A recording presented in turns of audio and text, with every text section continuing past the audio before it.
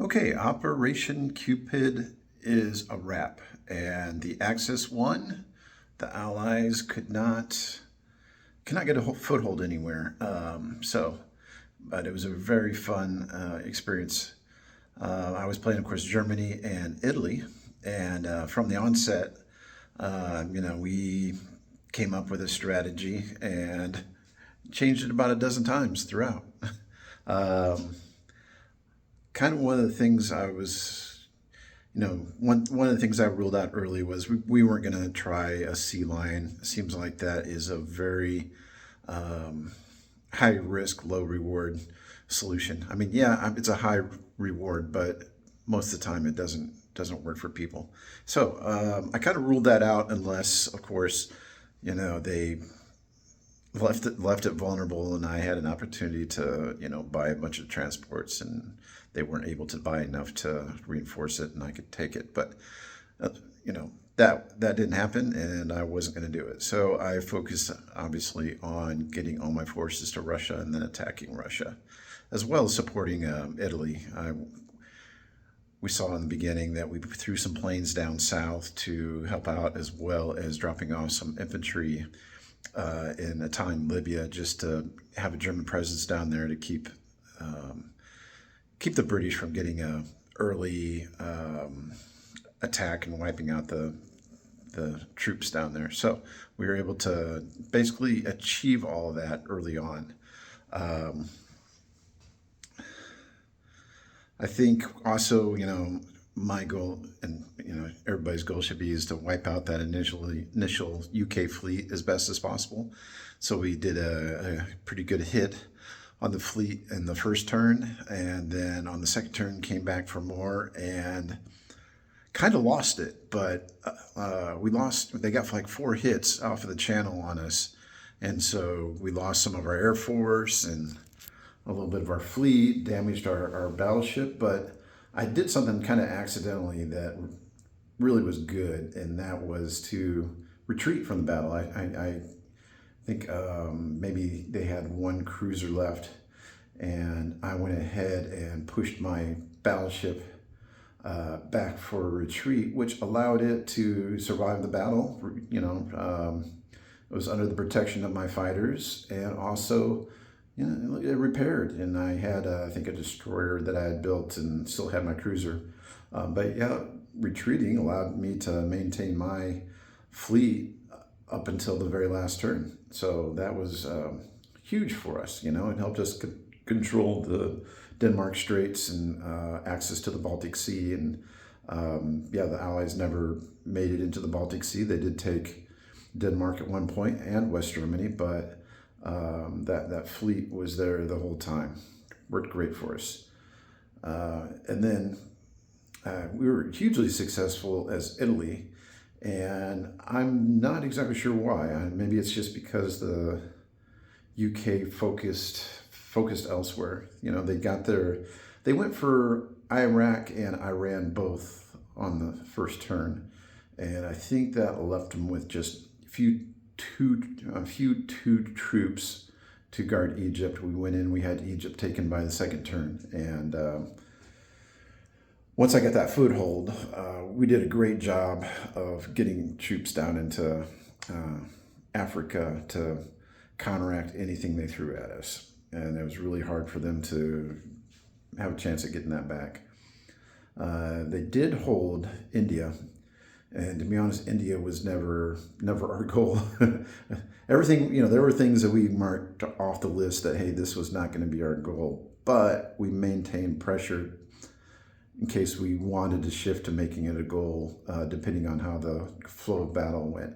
And in this case, we never were going to get India, just because we had other priorities. It wasn't a failure to get India. It was just we were going to go after China. We were going to go after the money islands, and of course the oil resources, and which we got. And we maintained also the Philippines and our other victory cities for Japan. And I'm not sure if we would have had the Imperial victory point or not. I don't know what the final moves of the Allies would have been, if they would be able to take it away, which I don't think they would have been able to get much ground. They might have taken like Shan State and maybe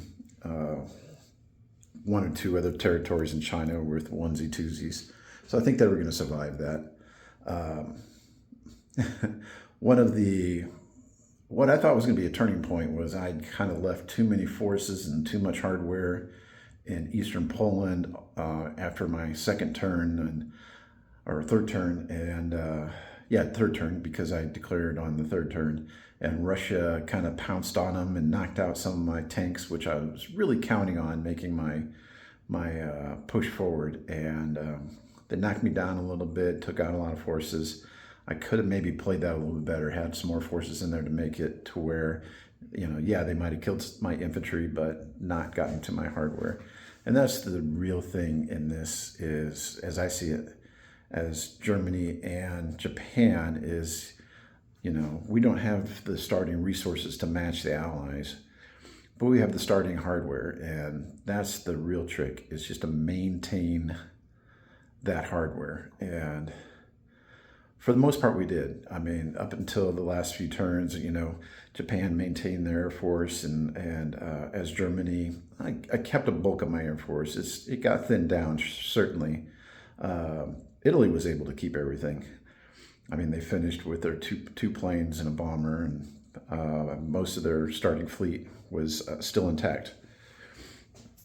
But and of course, when you get to the end, you got to start making that assessment. Okay, everything can be thrown to the wind. It doesn't matter if you finished with 0 airplanes as long as you have all your victory points that you need, or 0 Navy as long as you have what you need. So, but yeah, they were always there when we needed it. We kept our air forces intact. We kept our navies intact for the most part. Japan was judicial in spending their navy to hold off the Americans. And the Americans, Allies, the Russians, it's not that they did anything wrong in the loss they had.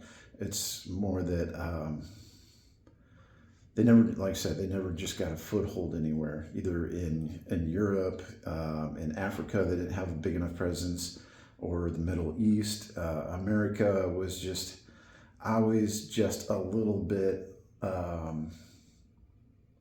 understaffed to make the push towards Japan, towards Korea, just barely out of reach for them. And it could have been a totally different game, with a die roll, with maybe an extra destroyer devoted here or there.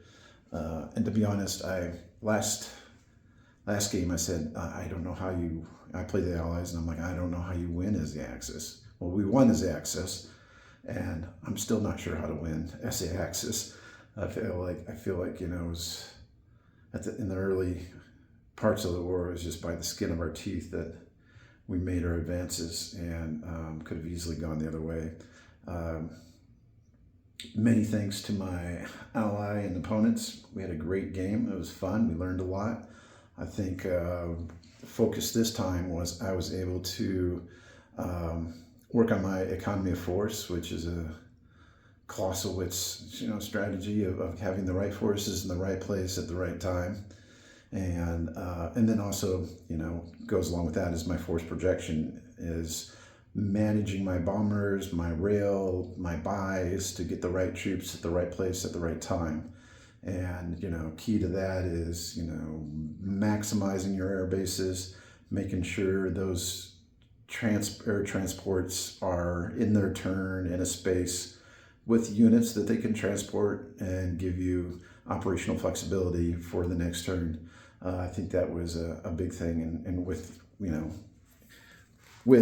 Italy, it was crucial, right? Because they only have so many resources, so much they can build. So you have to have every unit working, either whether it's, guarding France so Germany can free up troops for somewhere else, or in this case, I was buying troops for northern Italy and then railing them to Greece, and then transporting and airlifting from Greece down into Africa. I had this whole supply chain going, and just had to make sure that was uninterrupted so that I out project the UK and, of course, the Commonwealth, who was pushing up from South Africa. I think we kind of caught a break too. I don't think they realized that South Africa was key to getting troops into action and weren't railing them to the best effect. And I think if they had to do it again, they would have more success in Africa by doing that. You know, just throw in infantry and start railing them up there just to get bodies to the battlefield in that case. So yeah, you know, I'm looking forward to the next game. Like I said, I think we did a lot of things better this time around, like as far as the things that are unique to BBR, as far as rail goes, as far as air transports go, and then, you know, maximizing our technology and purchases. So yeah, it was all a great experience, and I think this was a more complete game than last time, where we made a lot of mistakes and just kind of missed things that were, like I say, unique to BBR that you know, we needed to incorporate, especially the movement. I mean, the movement is just so big in this, whereas in the regular rules, getting troops to the front, you almost necessarily have to just keep building ICs to move forward, you know, and have those units in place. Whereas here, you know, well, your ICs can project 3 out. So you buy infantry 1 turn and it's 3 movement spaces forward on the battlefield the next, and even more possibly with bombers. So yeah, I think that's enough rambling for now. Like I say, it was a good game. I think our strategy was very generic. A lot of it too was just, you know, take what the Allies give us, you know, and see what's working and adjust just to that. We saw that, you know, Egypt was taken, and that we could project from there and get a lot more bang for our buck. So we did that. You know, we were able to take the African Horn. We were able to take South Africa. We pushed it to Iran, Iraq. And in the end, they just were left with too few options to keep us from reaching the 12 victory points. All right. Look forward to the next one, guys. Take care.